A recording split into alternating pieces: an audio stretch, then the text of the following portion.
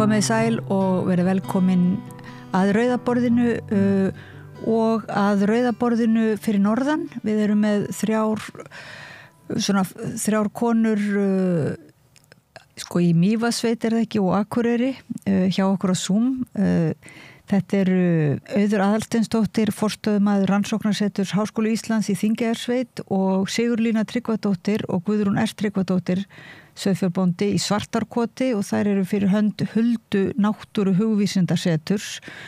Og ég ætla að biðja ykkur að segja mig frá svona helstu verkefnum þessara stofnana og bara eiginlega, ég held að hlustendur og áhorfendur viti ekki alveg endilega bara þessar merku stofnanir sem eiginlega því að vinna þarna mikið brautryðjandi starf fyrir norðan og fyrir allt landið náttúrulega. Þannig að mér langaði að biðja ykkur að segja, ef að þú byrjar kannski Auður að segja okkur aðeins frá þessari nýju stofnun sem að þú leiðir og frá þessu fyrirbæri sem að náttúru hugvísindi. Ég held að bara það sé kannski svolítið nýtt konsept líka. Já, þetta rannsóknarsetur hérna í Mývatnssveit eða í Þingeyjarsveit, það er alveg glænýtt. Það er rannsóknarsetur Háskóla Íslands í Þingeyjarsveit og þetta er bara eitt af mörgum háskólasetum sem eru út allt land. Það eru 12 setur og sem heyra undir stofnun rannsóknarsetra Háskóla Íslands. Stefnan með þessum setrum er náttúrulega stunda rannsóknir, öfluga rannsóknir allt land og þá tengja oft við svæðin sem setrin eru á. Til dæmis hérna á Húsavík rétt hjá, þá eru hérna verið að rannsaka hvali og hvalatungumál til dæmis. Þannig að það er svona verið að leita í bæði náttúru og annað sem er áhugavert að rannsaka en líka náttúrulega samstarf þá við menningarstofnanir og rannsóknarstofnanir á landsbyggðinni og fólk á landsbyggðinni. Þannig að það er svona hugmyndin með þessum rannsóknarsetrum sem hafa verið, ég held að elsta rannsóknarsetrins hafa verið starfandi næstu 20 ár á Höfn. Það er alveg komin svona löng hefð fyrir þessu. Alltaf að bætast setur við og mitt er svona það nýjasta. Og umhverfis hugvísindi, það er setri mitt er með sérstaka áherslu á umhverfis hugvísindi sem er líka svona kannski frekar nýtt hugtak og það er bara kannski endurspeglar þessa þróun sem hefur verið að orðið undanfarið að það er svona meiri og meiri áhersla á umhverfismál og umhverfið og hugvísindin hafa svona kannski verið að reyna að leggja áherslu á að við höfum verið að rannsaka máltengt umhverfinu líka alla tíð og það er svona kannski verið að undirstrika það með þessu hugtaki umhverfis hugvísindi. Það er í rauninni bara allt það sem við kemur umhverfinu og umhverfismálum til dæmis innan bókmenntana. Ég kemur náttúrulega bókmenntafræðinni þannig að ég hef verið að rannsaka hvernig umhverfismál og svona aukin umhverfisvitund hefur verið að birtast í samtíma bókmenntum svona síðustu 20 árin á 21. öldinni. Hvernig umræðum loftslagsmál og annað hefur verið að skila sér inn í bókmenntirnar. En það hefur líka sagnfræði til dæmis, það er að skoða umhverfismálin í sögulegu samhengi, heimspekilega og svo framvegis. Þannig að umhverfishugvísindi er náttúrulega bara kannski hugtak sem verður til yfir eitthvað sem hefur alltaf verið. En verið að leggja meira og meira áherslu á og það er náttúrulega mjög í rauninni rökrétt að vera með þessa áherslu hér í Þingeyjarsveit, setur hérna aðsetur í Gíg sem er í Mývatnssveit og hérna náttúrulega bara til dæmis hefur hérna rannsóknarmiðstöðin á Mývatni Rami verið í 50 ár að rannsaka náttúruna þannig að við erum með stofnanir hérna sem hafa verið í náttúrurannsóknum, mjög löng hefð fyrir því. Þannig að við komum inn í svona mjög flott umhverfi þar sem við getum tengt við aðra stofnanir og líka við Huldu sem er setrið sem var hérna fyrir. Og þannig að, en líka mikil áhersla alltaf á menningu hér og menningarrannsóknir. Þannig að það er svona kannski liggur bara beint við að leggja áherslu umhverfishugvísindi hér. En láðan okkur beint samt við, var það ekki svolítið óvænt að þú skildir gerast svona forstöðukona fyrir norðan þegar þú ert svona frekar nýverið útskrifað sem með doktorsgráðu í bókmenntafræði og einmitt eiginlega fjalla þarna svið eins og þú segir sem hefur verið ekki mikið rannsakað, hvernig skarast bókmenntir og náttúruvísindi og hvernig hugvísindi og náttúruvísindi. Var ekki svolítið óvænt að bókmyndafræðingur skildi bara gera síðan forstöðukona rannsóknar setur og líka og búa í Mývatnssveit? Jú, ég hefði ekki getað spáð því fyrir nokkrum árum að ég yrði hér. Þannig að það eitthvað sem gerist. Það náttúrulega ýmislegt sem spilar inn í til dæmis bara umhverfið í akademíunni. Það sem að maður háskólafólk bara mjög mikið á hreyfingu af því að það ekkert margar stöður í boði fyrir fólk sem búið að sérhæfa sig svona mikið. Þannig að háskólafólk bara oft að flytja milli landa, milli staða, elta stöðnar sem að bjóðast en þessi staða í rauninni finnst mér staðan sjálf af því að þetta rannsóknarstaða þannig að fyrst og fremst það snýst þetta að stunda rannsóknir en líka að kannski vera í samstarfi, alþjóðlegu samstarfi og samstarfi innlendis og síðan að bara efla rannsóknir á þessu sviði sem alveg kannski rökrétt næsta skref fyrir mig því ég hef náttúrulega alltaf verið að vinna í rannsóknum sjálf og verið að vinna mjög sjálfstætt í þeim þannig séð þetta bara draumastaðan og þá náttúrulega kem ég hingað og auðvitað það líka svona áskorun ég þurfti náttúrulega að hugsa mig að koma hérna en sem betur fer þá kem ég inn í mjög öflugt starfsumhverfi þannig að ég með samstarfsfólk hérna og fólk sem á öllum sem stofnunum sem ég var að tala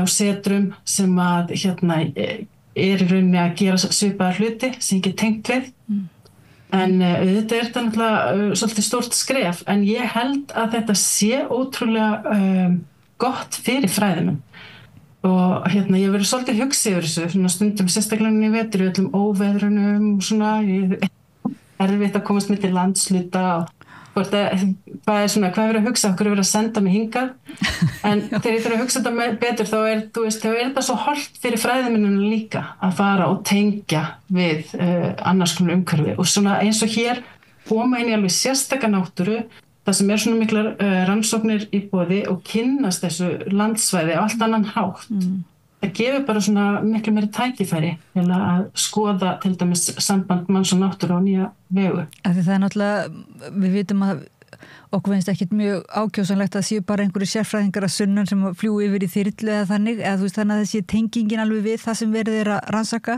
en svo líka kannski eru þessar stofnanir sem að ofta rannsóknarstofnan eru í sérhæfingu, þannig að maður sér strax að síðan þú byrjar þá svona ákveðin tengingar og brúarsmíði strax byrjuð alveg að fullu og mér langaði alltaf að biðja að segja okkur kannski á eftir aðeins frá svona þeim verkefnum sem eru í gangi en mér langaði aðeins að heyra fyrst í þeim systrum í Svartárkoti því að þið eruð, já, fyrst og fremst kannski í sauðfjárrækt og ferðamennsku eða voruð og svo eru þið núna sem sagt forsvarskonur eða svoleiðis, talskonur þessarar stofnunar sem heitir Hulda og það líka sú stofnun liggur það ekki bara á svona mörgum sviðum samtímis, má ekki segja það, geta aðeins bara sagt okkur frá þeirri stofnun? Já, þetta náttúrulega svolítið langur aðdragandi að þessu. Það var byrjað þannig að Ásta Kristín Benediktsdóttir, hún hafði sambandi við okkur hjá Svartárkoti menningu náttúru sem félag sem við komum að og Svartárkoti menningu náttúra hefur verið að halda námskeið fyrir á háskólastigi og tekja á móti háskólahópum erlendum, sérstaklega með svona þjónustu námskeið. Og hún fyrir að ræða þessa hugmyndið okkur að væri áhugavert að stofna nýtt háskólasetur hér í Mývatnssveit og á þessum tíma, þetta náttúrulega, já, þetta langt sér, þetta langur aðdragandi.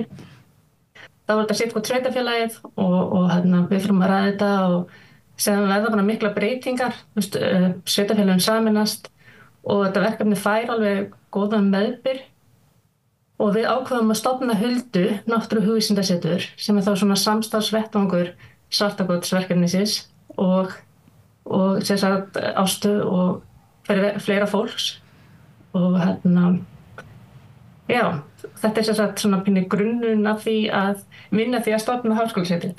Já. Ég satt best að hélt að háskólasetri héti Hulda, ég var nú svo fávís að því að Svartárkot menning náttúra, það náttúrulega einmitt svona ákveðin hugsjón sem að Viðar Hreinsson byrjaði með árið og út frá Reykjavíkurakademíunni þar sem líka áhersla á þetta að tengja saman fræða samfélagið í höfuðborginni og út allan heim við landsbyggðina og við náttúruna beinlínis, rannsókn og náttúru upplifunir ekki og vera líka með kennslu á göngu og í ferðalögum og svona þannig að það búið að vera heilmikið rannsóknarstarf lengi en síðan kemur Hulda, Hulda eiginlega svona hverju bætir Huldan við sko? Hulda þá í höfuðu líklega á skáldkonunni Huldu eða hvað? Já, bæði í höfuðu skáldkonunni Huldu og síðan líka svolítið að vísa til þess sem á Huldu. Bara hvað erum við ekki búin að sjá og já, og þess að nauðsyn að horfa á þverfaglan hátt á viðfangsefni.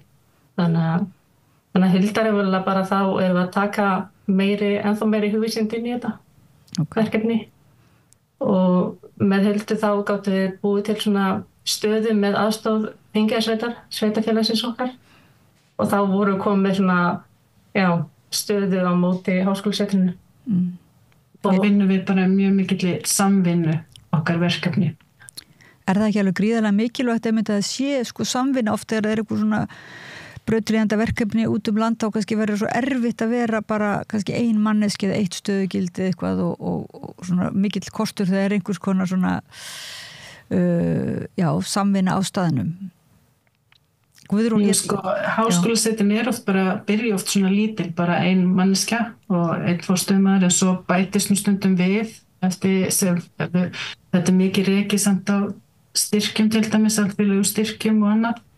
En það náttúrulega bara ómetanlegt að geta gengið inn umhverju það sem samstarfsfólk og aðilar sem eru til í samstarf. Ég bara bið ekki í það ef ég væri sæti bara ein. En Guðrún, þú varst nú formaður bændasamtakana, var það ekki bara í nokkur ár og hefur alveg svona og ert ekki ennþá sauðfjárbóndi?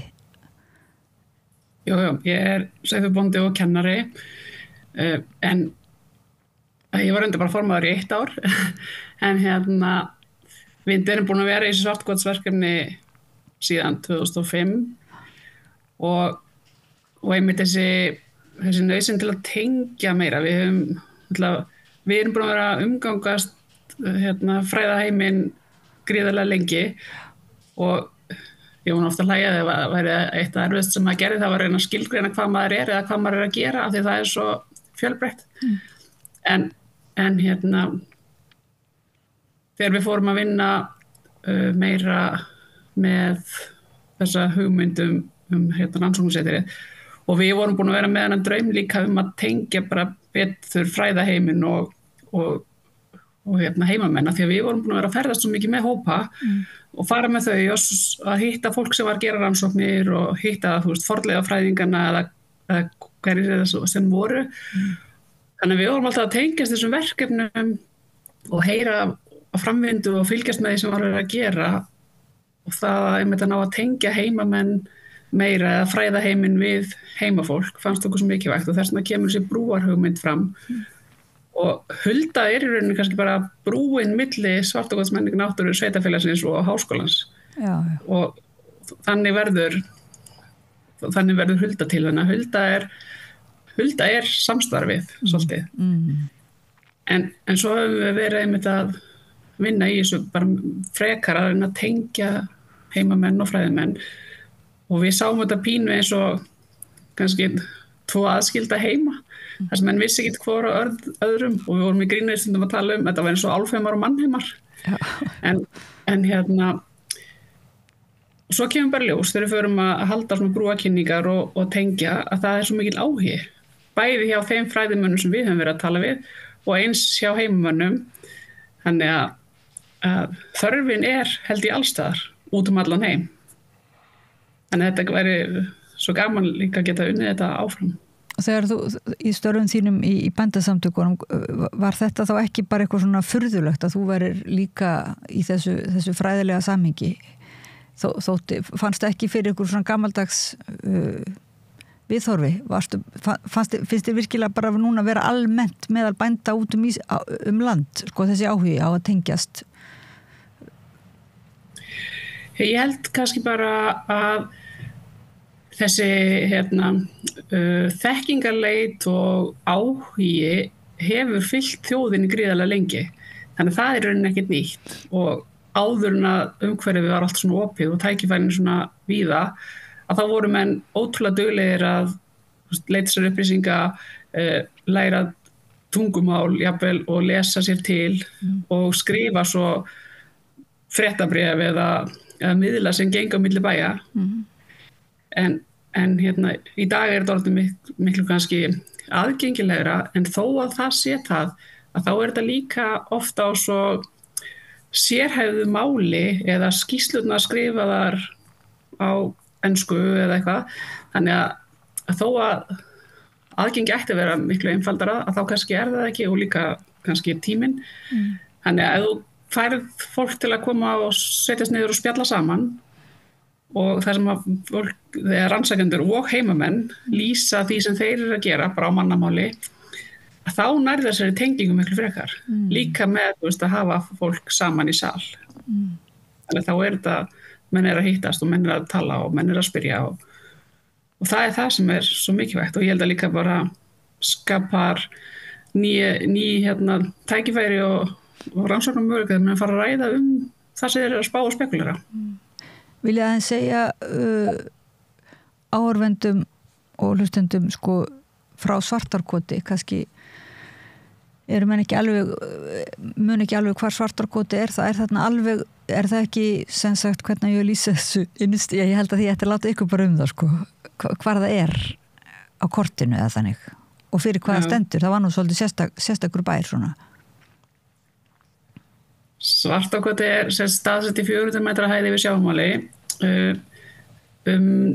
milli 90 og 100 kilometra frá Akurhúsi eða frá sjó, suður af Mývatnssveit, í rauninni eða suðvestur aðeins, og þetta er svona á mörkum hálendis og eða ekki hálendis, á mörkum hálendis, stendur við jaðar Ódáðahrauns. Og þarna er búið að vera búsetta frá bara landnámi, ekki samfelld en allavega minjar búsetu frá landnámi. Og þetta var svona staður sem að menn komu og bjuggu skamman tíma og fluttu svo í burtu. Þetta var náttúrulega langt frá, svolítið einangrað. En í dag, náttúrulega með nútíma samgöngum, þá er þetta, vissulega margir kílómetrar en það er svo ekkert orðið neitt mál að fara á milli. Þetta var áningastaður þeirra líka, er það ekki, sem voru að fara yfir Sprengisand, sko. Þetta var fyrsti bærin í byggð eftir hálendisferðina yfir Sprengisand. Er það rétt hjá mér? Voru menn ekki meira að koma niður í mýri þá á Sprengisandi? Jú, líklega, já. Skjálfandafljóti milli. En þetta er alveg í dag, þarna eru menn að koma sem eru að fara yfir landi, labbandi eða hjólandi Þannig það var vissulega tenging við hálendið og bæði langaf okkar og synir hans, þeir voru að fara með vísindamenn upp á hálendið, þannig að þeir voru að leiðsegja og þvælast með fólk. Þannig að þetta er sennilega eitthvað genetist líka. Já. En svo er þetta var svo er Aldeyjarfoss þarna bara rétt hjá og þannig að náttúruverndin kemur líka og umhverfisverndin kemur dálítið sterk inn í þessar fræðilegu pælingar líka, er það ekki? Jú, hún gerir það og þetta er náttúrulega talandi að vera í tengslu við náttúruna, við sjáum ekki inn eina aðra bæi, þannig að við erum annað bara umkring náttúru og ég svo það verði kannski svolítið bara partur af manni. Og leyfa fólki að fá hlutdeild. En hver er tengingi við ferðaþjónustuna? Nú ertu raunverulega að tala þessa gömlu íslensku gestristni forfæðri ykkar að leiða fólk, rannsókna fólk landið og leið segja og síðan það núna náttúrulega mikil ferðaþjónusta en þeir eru að tala samt einhvern veginn annars konar tengingu heimamanna við, þetta ekki bara heimamenn og ferðamenn, þetta eru semst fræðimenn. Geta aðeins svona sagt okkur frá þessu muni og þessari tengingu? Já, sko við höfum bæði verið að fletta svona fræði aðeins inn í ferðir, meira samt að leiði aðeins lág inn hjá okkur núna en bara þetta að kannski tengja meira og koma á meira samtali, það er gríðarlegt magn af rannsóknum sem verið að vinna á svæðinu og hefur verið unnið og á væntanlega eftir að vinna. Þannig að meina bara hvernig við erum að tengja þetta.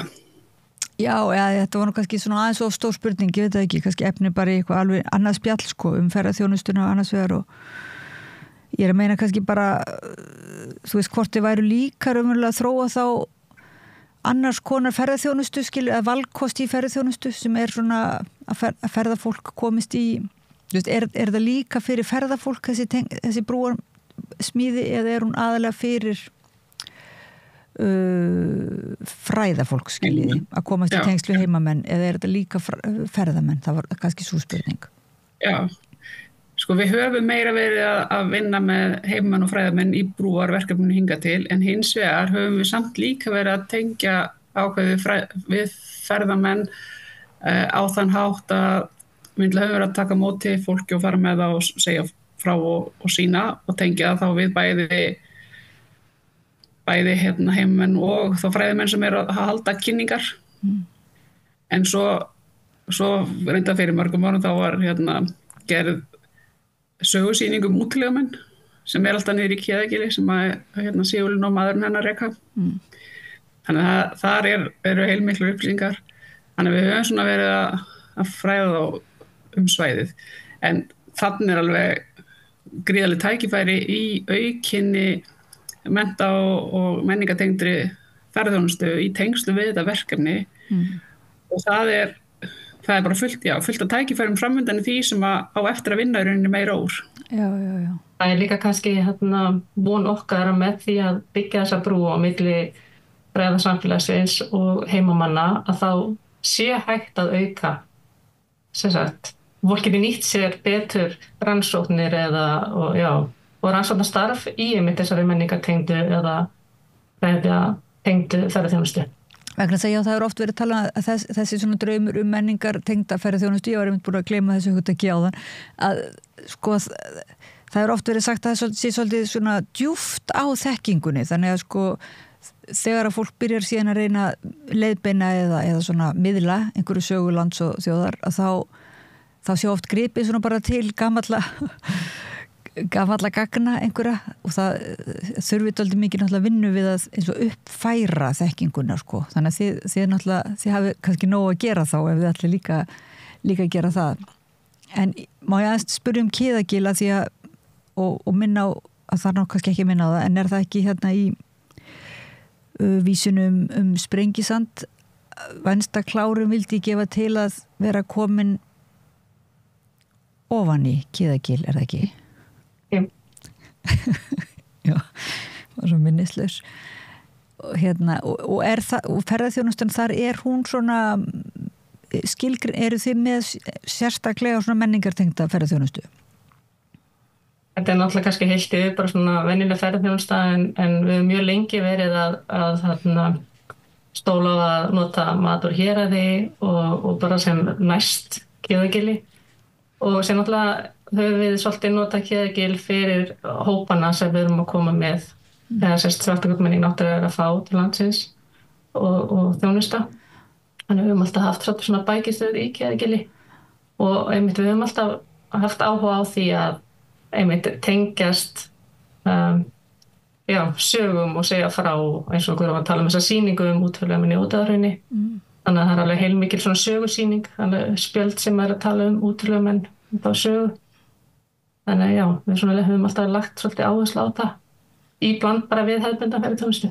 Og þið systurnar náttúrulega, ég sá líka þið eru búin að vera í svona verkefnum framleiðslu matvæla í héraði og er þetta ekki svolítið, er þetta auðvelt núna eða eru ennþá svona dálítið mörg ljón í veginum eins og voru fyrir 10 árum eða þannig, það var svona einhver erfiða reglugerðir, er þetta allt á bata vegi núna?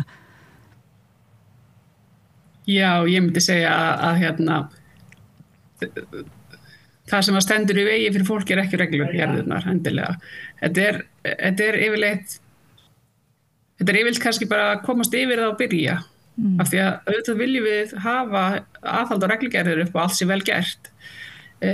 Og þær eru ég held að þessi það eru bara partur af þessu. En auðvitað er ekki sama hvernig menn gera hlutin og menn þurfa að vera með góða aðstöðu og allt svoleiðis. En áhugi almennings á heima eða framleiddu beint frá bíli er gríðarlega mikill. Og ég held að hann sé bara alltaf vaxandi. Og við erum bara, ég held að fólk sé bara meira og meira að vera meðvitað hvað það er sem það lætur ofan í sig. Þú vilt fá hreinni vöru og þú vilt fá að vita kannski eitthvað hvaðan hún kemur og þannig að það er bara fullt að tækifærum líka og mjög áhugavert og mjög gaman að tengja það við ferðaþjónustuna héraði og það er ég var ekki að meina kannski gagnrýna eftirlitsreglugerðir heldur frekar eins og þetta af hverju til skilar af hverju svona virðist vera svona erfitt að koma á markað þessari oft stórkostlegu framleiðslu einhvern veginn, hún allavega skila sér ekki til Reykjavíkur nema bara í mjög litlu mæli eitthvað svoleiðis. Ég held að kannski að sé það líka að því að margir eru bara ekkert mjög stórir þannig að þá hafa þeir ekki nægan efni við þeim til að koma þessu í en það eru fyrirbæri eins og Matland og sjálfsagt fleiri sem eru að eru tengilegur á milli framleiðanda og almennings. Ok. En getið þið sagt okkur núna aðeins kannski undir lokin bara frá þið segið það er verið að rannsaka svo mikið á svæðinu, getið þið sagt okkur aðeins hvað er verið að rannsaka, bara einhver sem gefið okkur stikkpröfur og líka frá þessu verkefnum sem eru í gangi núna, þetta er ekki eitt er ekstrem eða hvað heitir það nú? Já, það eru nokkur verkefni í gangi hjá Háskólasetrinu. Extremes er eitt af þeim og það eru nokkur alþjóðleg verkefni þannig að við tökum þátt í alþjóðlegum verkefnum og Extremes er svolítið skemmtilegt verkefni því að það snýst að rannsaka neðansjávar eldfjöll og það er kona sem heitir Giuliana Panieri sem að stýrir svona rannsóknarleiðungrum Norður-Atlantshaf þar sem hún nota dróna til að mynda og kortleggja neðansjávar eldfjöll. Hún er svona mjög mikið að spá líka í svona djúpsjávarboranir og áhrif þeirra þannig að hún segir það er svo mikilvægt að kortleggja og rannsaka þessi svæði á hafsbotninu núna þannig að við vitum hvað við erum að fara að gera og við hverju við erum að fara að hrófla og hvað áhrif það mun hafa. Þannig að þetta er svona mjög áhugavert verkefni því að síðan hafa listamenn fengið að fara með í þessar rannsóknarferðir á rannsóknarskipinu og eru svona að túlka þetta út frá sínum forsendum og nálgast viðfangsefnið og það stóra viðfangsefni út frá forsendur listarinnar líka. Þannig að þetta er svona alveg tilraun í að vera með samvinnu þarna milli fræða og lista og við erum þarna fólk úr það eru listamenn sem taka þátt, það eru íslenskir og erlendir listamenn og svo eru það fólk úr hugvísindum og jarðfræði og líffræði og annað sem tekur þátt og við vorum að starta þessu núna í janúar. Wow. Þetta er svona dæmi eitt af alþjóðlegu verkefnum sem setur að byrja að vinna í og annað sem er mjög skemmtilegt líka, það heitir á ensku Creative Responses, skýrta viðbragð hér. Það er svona hverfist í kringum þessi svona listræn eða skapandi viðbrögð við umhverfisógnum það hvernig listamenn og rithöfundur og aðrir að bregðast við og það eru greinasafn sem að koma út núna á ensku, það eru fólk frá öllum Norðurlöndunum að skrifa það og Ísland mjög áberandi í því greinasafni, það heitir Creative Responses og að koma út. En það sem skemmtilegt við það að við ætlum að setja upp listsýningar líka í tengslum við þetta greinasafn. Þannig að fyrst verður að setja upp í gallerí í Kaupmannahöfn í maí, þá verður listsýning, það verður 8 íslenskir listamenn sem taka þátt og 2 danskir, 2 bandarískir og síðan í nóvember kemur þessi sýning hérna til Akureyrar og verður í listasafni Akureyrar, listasafninu Akureyri í nóvember. Þannig að við erum að setja upp listsýningar líka og vinna mjög mikið með listafólki. En svona, það sem við erum mjög mikið að gera líka líka miðla eins og við erum búin að vera að tala þannig að við erum sem brúarkynningar og svona spjall í setrinu, reyna að fá fræðifólk til að koma og tala við heimafólk og það svo gott að fá sko líka framlagi frá heimafólki, að reyna að fá frá þeim líka, þannig að við getum grætt svolítið á þessu fræðingarnir. Og annað sem miðlunarverkefni sem við með hulduritin, það bara bókaútgáfa sem við erum með. Þannig að þetta svona fyrsta bókin og við erum með logo hérna huldurit og það hugmyndin að það sé hægt að birta rannsóknir á sviði umhverfis hugvísinda. Þannig að við erum svona í samvinnu það líka. Og þetta fyrsta bókin, hún nú eftir þig, heitir Hamfarir, gríðalegt rit, grundvallarrit. Þetta nú ekki smávegi starfsemi en að því þú segir að fræðimennirnir græði á þekkingu og svona örlæti heimamanna og samskipta bara vilja en þá svona klassisk spurning hvað græða heimamenn á þessu? Það að segja, er einhver svona, er það ekki ykkar málið? Er skilningu fyrir því að þetta geti verið svona hugarfarsbreyting og geta verið atvinnuskapandi fyrir framtíðina og svona breytt kannski, þetta sé eitthvað svona byggðastefnulegt mál að vera í þessari samræðu. Þetta ekki bara svona til skrauts að heimamenn séu að dúlla sér í þessu. Og þess vegna þetta náttúrulega þannig að við erum staðsett hér, við erum aðsettu hér og ég flutt hingað. Við erum í samvinnu við fólki hér og þannig að þetta hluti af samfélaginu í rauninni. Þannig að kannski heimafólk getur kannski líka sagt eitthvað hvað gildi þetta hefur, Sigurlína getur kannski svona komið.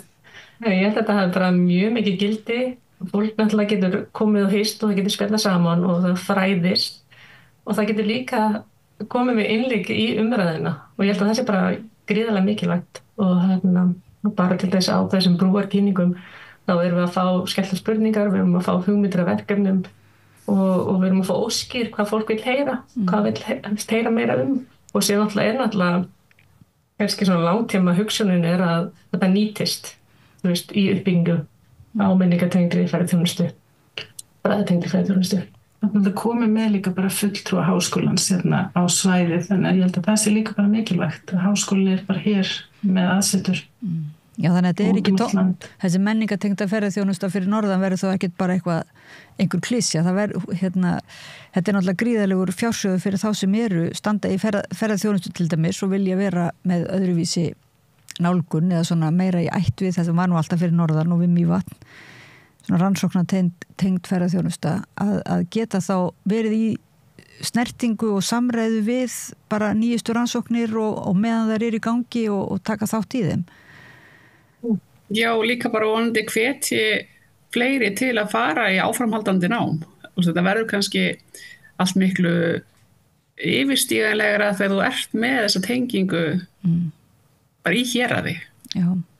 Maður geta bara rölt inn í háskólasetrið og spjalla við Auði og það vita allir hver hún skilur. Þetta verður svona kannski bara, aðgengilegra. Og þetta náttúrulega, fyrir geðheilbrigði út um sveitir, fyrir utan það, fyrir utan alla byggðastefnu og svoleiðis, það þetta náttúrulega bara sjálfast upp á líf og dauða. Þessi samræða, En ég, að því við erum á summi, þá kannski segjum við þetta gott í bili, því að hljóðið ekki eins gott og venjulega, þótt að Pétur tæknimaður sé mjög slingur tæknilingur.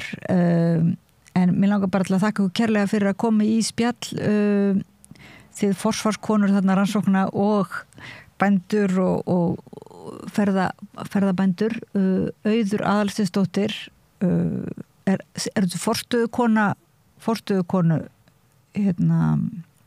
forstöðu maður Rannsóknarseturs Háskóla Íslands í Þingeyjarsveit og Guðrún og Sigurlína Tryggva dætur og Svartákoti talskonur Huldu og Svartákots kæra þakkir fyrir spjallið og kæra kveðju norður. Takk sem les. Takk fyrir. Og við kveðjum Huldukonurnar en höldum áfram samræðinu við rauðaborðið, farið ekki langt, tökum stuttar frímínútur og höldum svo áfram. Með því að ganga í leigjendasamtökin styður þú baráttu leigjenda. Leigjendasamtökin eru fyrir öll þau sem vilja vinna að réttlæti og öryggi á húsnæðismarkaði. Leigjendasamtökin.is